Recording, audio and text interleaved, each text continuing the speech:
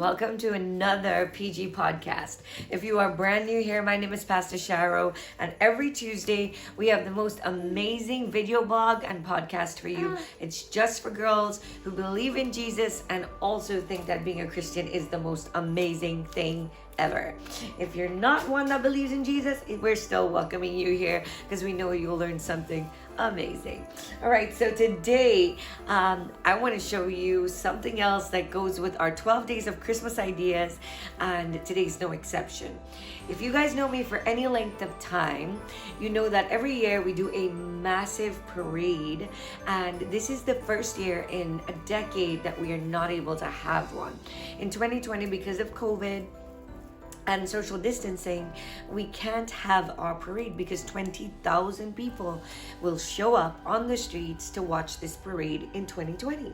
So since we couldn't have one, we have a Christmas village. But every year during the parade, I get to do some of the things I love to do, which is create gigantic props like this KitchenAid mixer that I carved out of foam, but it really worked. It had a spinner and a huge bowl, and I just love the idea of improvising and coming up with ideas and how to make something look as real as possible with found objects. And so this year I kind of missed that because we didn't have all of that creating going on. But since we're decorating the yard, I want to show you how to make these giant Christmas bells. Now these, as you can see, when they stand next to Ruth, who is not very tall, they're huge. They're just as tall as Ruth is. And I'm telling you, in your front yard, hanging from a tree, on the side of your home, anywhere around your church, this is such an amazing decoration.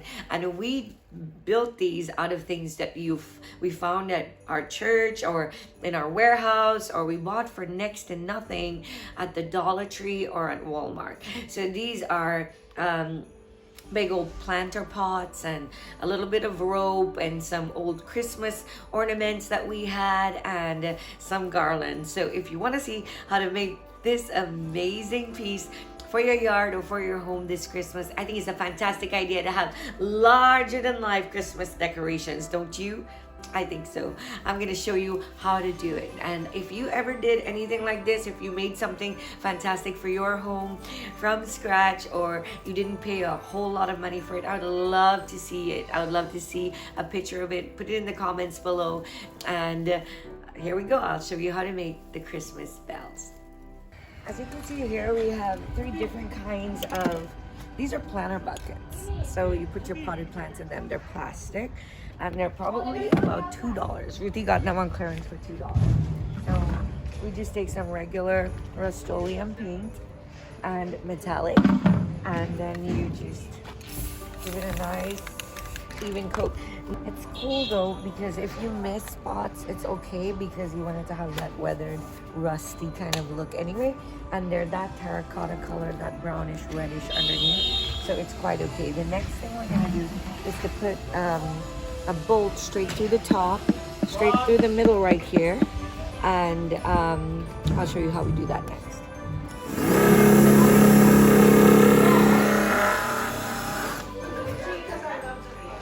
Okay, so for the next part, you want to put a hole on the top of the bucket like this, and then you want to get one of these bolts with the eye on the top of it, and you're going to screw that down really good in there.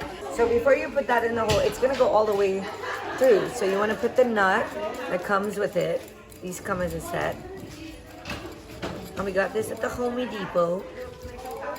The Home Depot, but you get it at any hardware store. Okay? And you see now, because the nut is there, it doesn't pass that point. So we put one nut there, and then you put another nut right here.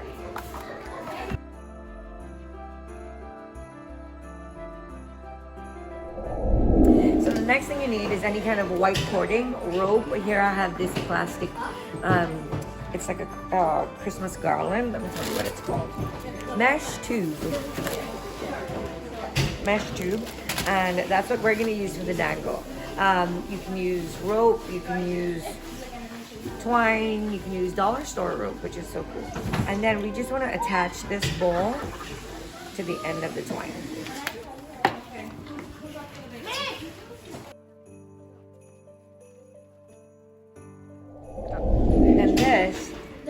we tie 2 dot bolts up here.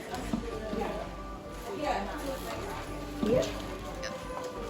But you want to tie this so where it is, you don't want to tie it too high so you can't see the red ball.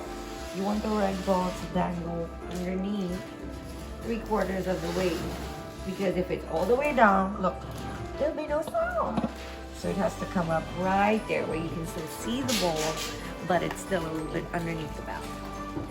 It looks like this. Ta-da! So see, we just tied it up there. And we secured it with a little bit of hot glue. And then the bolt. So that's how it looks. Don't forget to paint the inside and the outside of your valve.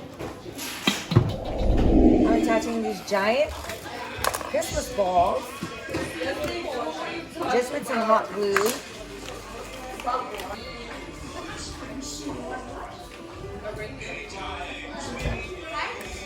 The problem is you gotta hold this hot glue in place until it dries. Giant valves need giant bows.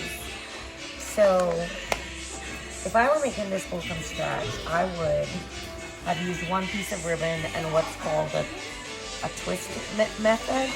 But Pastor Jody made this bow, so now I have to glue every single one of these little round things, loops, to the bow. But it's a pretty bow anyway. It's 3 different strands of ribbon.